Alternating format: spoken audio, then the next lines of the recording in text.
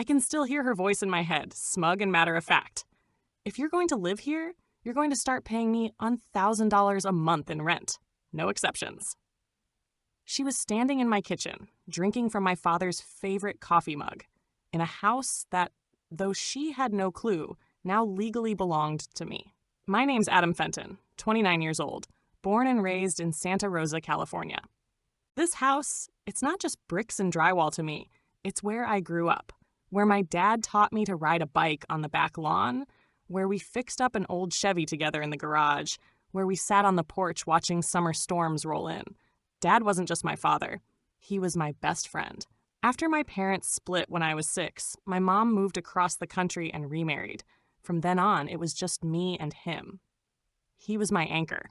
The thing about my dad, though, he had a blind spot. A big one. Dad was a good man, hardworking, loyal, quick to help anyone who needed it. But when it came to women, he was hopelessly naive. He believed everyone deserved the benefit of the doubt, that if someone seemed off, maybe they were just having a bad day. The women he dated over the years saw that as an open door. I remember Lisa, who borrowed thousands from him to start her own business and then disappeared without a trace. Or Vanessa, who moved in after knowing him for 3 months and somehow had a brand new wardrobe, all bought with his credit card. Dad never confronted them. His excuse was always, "It's just money, Adam. People are more important." I hated seeing it, but I also knew trying to change him was like telling the tide not to come in. Then came Cheryl. I was 22 when he met her at some charity wine tasting event. She was a whirlwind, loud, bubbly, always dressed like she was about to be photographed for a magazine. She made Dad feel special. I could see it in the way his shoulders relaxed when she was around. But under the charm was something sharper. She had opinions about everything, especially Dad's house. She'd make little comments like, "Oh, this kitchen has so much potential," or "We should really get rid of these old curtains." When she moved in, she brought her 3 kids. Zach, 19 at the time, Mason, 16, and Qley, 14.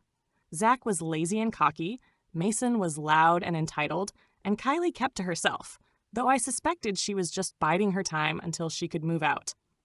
From the moment Cheryl and her kids came into the picture, the house changed. It wasn't ours anymore. It was loud, messy, and full of people who didn't respect it. Zach would park his beat-up truck on the lawn. Mason left dirty dishes in the sink for days. Cheryl redecorated rooms without asking, replacing my dad's carefully chosen furniture with whatever she found on sale. And Dad? He just smiled and went along with it. "She's making it a home for all of us, Adam." I bit my tongue. I'd learned by then that confronting him about women never ended well.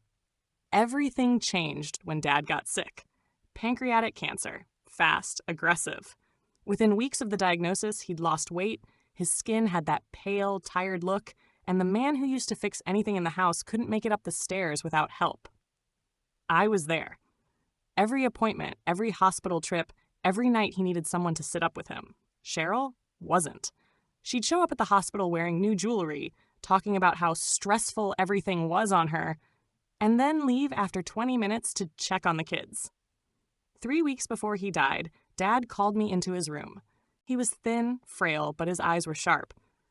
"Adam," he said, "I need you to know something. The house, it's yours.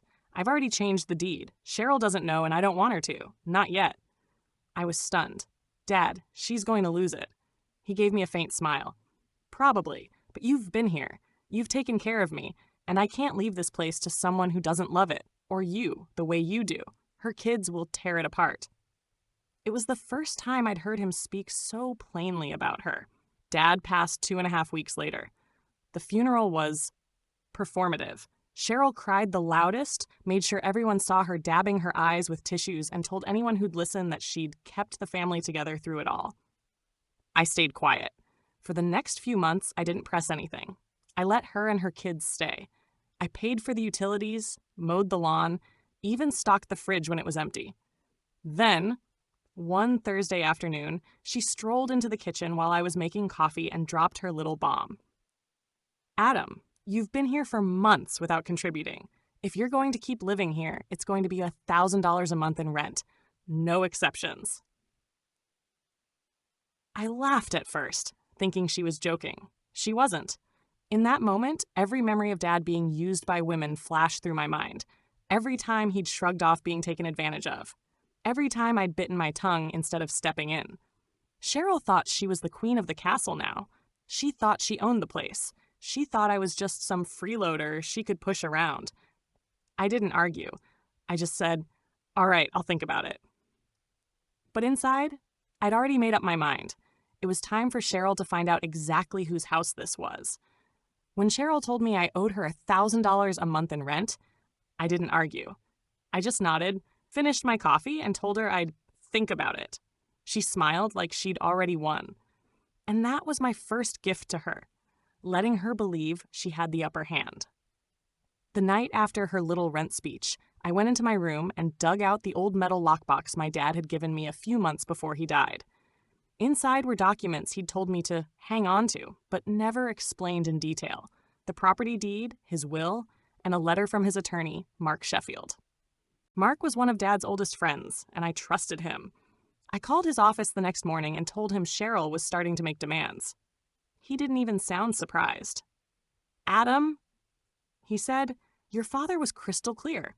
The house is in your name. Cheryl has no legal claim to it. She doesn't even know he changed the deed because he didn't want her complicating things."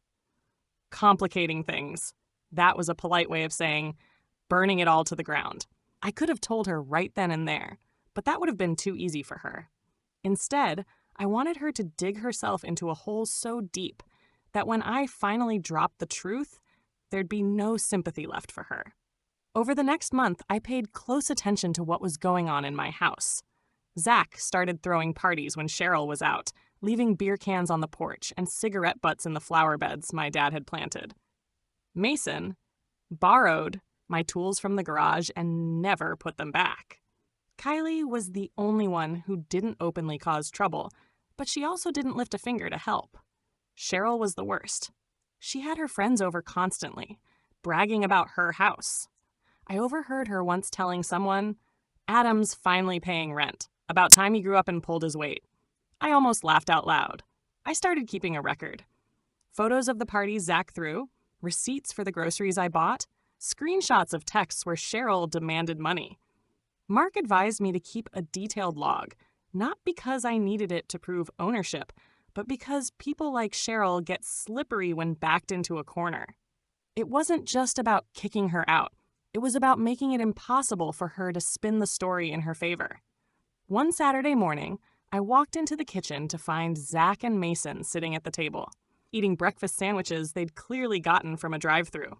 Mason had my old toolbox open next to him, and Zach had his muddy boots up on one of Dad's antique chairs. I didn't say a word. I just took a photo. Then Cheryl came in, wearing a robe and sipping coffee from another one of Dad's mugs. She gave me that same smug look as before. "So, Adam, have you decided if you're going to start paying rent yet?" I smiled. "Yeah, Cheryl, I've decided." She grinned like she'd just checkmated me. "Good. We'll start next month."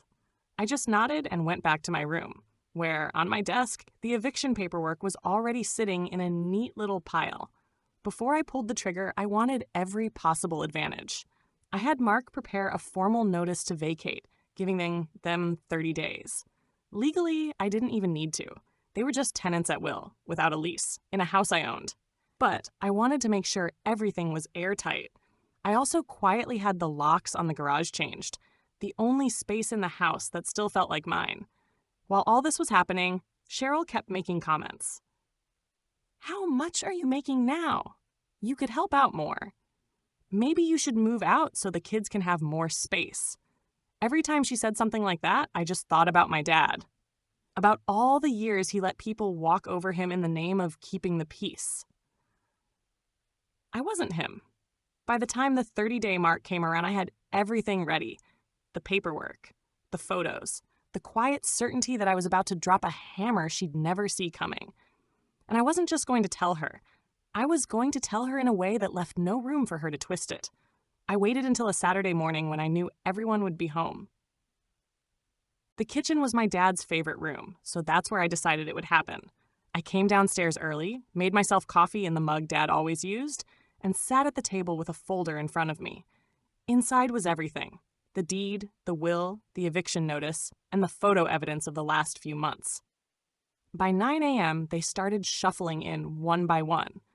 Zach first, rubbing his eyes, looking hungover. Mason next, scrolling on his phone, not even glancing at me. Qley drifted in quietly, pouring herself a glass of juice. Finally, Cheryl appeared, wearing her robe like she owned the place. "Morning," she said, breezing past me to the coffee maker. Then, without looking up, she added, "So, Adam, I hope you're ready to start paying rent this month. I've already penciled it into my budget." I sipped my coffee, then opened the folder. "Actually, Cheryl, I'm here to talk about rent, but not the way you think." I slid the first document across the table, the deed. "This is the title to the house. Notice the name on it?" She frowned, picking it up. "Yeah, so?" "That's my name, Cheryl. My dad signed it over to me before he passed. This house has been mine since before the funeral." Her face went pale, then flushed red. "That's not possible. Your father would never." I cut her off. "He did, and I have the will to back it up. Mark Sheffield handled it personally. He didn't tell you because Dad knew exactly how this would go." Zach laughed like it was a joke. "So what, you're saying we're just, what, tenants?" I looked him dead in the eye. "Not even that. You're here at my discretion. Which brings me to this." I pulled out the eviction notice and slid it across the table. "You have 30 days to vacate. All of you. No rent. No negotiations." Mason scoffed. "You can't kick us out, Mom." "I can, and I am," I said flatly. "And if you try to push back, I have photos and records of everything you've been doing in this house. Every party, every mess, every repair I've paid for. I've kept my mouth shut long enough." Cheryl slammed her hand on the table. "This is vindictive, Adam. Your father wanted us to be a family." "No, Cheryl," I said quietly. "My father wanted me to have a home, and he didn't trust you to keep it standing. He told me that himself." She opened her mouth, but nothing came out. Her eyes darted to her kids, then back to me. And for the first time, she didn't look in control. I stood, gathering the papers back into the folder. "You've got until the end of the month. After that, I'll have the sheriff's office handle it. I'd rather it not come to that, but I'm not playing anymore." Zach muttered something under his breath. Mason stormed out, and Qley just stared at the floor. Cheryl didn't say another word. I went back to my room, shut the door, and sat on my bed. My hands were shaking, not from fear, but from the release of years of holding my tongue. For the first time since my dad died, I felt like I'd actually done something he'd be proud of. The next 30 days were tense. For the first week after I handed Cheryl the eviction notice, she barely spoke to me. When she did, it was in that clipped, overly polite tone people use when they're plotting something. By week 2, she switched tactics. She started trying to guilt trip me. "You know, Adam, your father wouldn't want his family living on the street. Qley's still in school. Do you really want to uproot her like this? We could make this work if you'd just be reasonable." Her reasonable meant letting them stay rent-free while I continued footing the bills. I didn't bite. By week 3, the guilt didn't work, so she tried bribery. She cooked dinners for the first time in months, accidentally left expensive whiskey on the counter, and even made comments about signing the house back over to me one day if I just let them stay now. That one made me laugh. "Cheryl," I said, "you can't sign over something you don't own." Her face tightened like I'd slapped her. The final week was pure chaos. Zach and Mason stomped around, slamming doors, blaring music at all hours. Cheryl called in favors from friends to help pack, all while loudly telling them how cold I'd been since Dad died. I didn't engage. I kept to my room, kept the paperwork ready, and waited. On the 30th day, they were gone by sunset. The house was quieter than it had been in years, but also emptier. Cheryl knocked on my door just before she left. She was wearing sunglasses, even though the sun had already gone down. "I hope you're happy," she said. "I'm not," I replied. "But I am at peace." She shook her head and muttered, "You'll regret this one day." I watched her get into her SUV, her kids piling in after her. The taillights disappeared down the street, and just like that, it was over. I walked through the house that night, room by room. It was messy. They'd left trash in the upstairs bathroom, scuff marks on the hardwood, a few dents in the walls. But it was mine. And for the first time since Dad died, it felt like his again. I thought about all the times my father had let people take advantage of him, all in the name of keeping the peace. I'd hated watching it, but I understood it now. It's easier to let things slide in the moment than to have a confrontation that changes everything. But sometimes you have to be the bad guy in someone else's story just to be the hero in your own. I locked the front door, poured myself a drink in Dad's mug, and sat on the porch. The house was quiet. And for the first time in years, so was I. Thank you for listening. If you enjoyed, please like, share, and subscribe for more content. If you want to share your stories, please comment below. Additionally, what is your opinion on the poster's decision?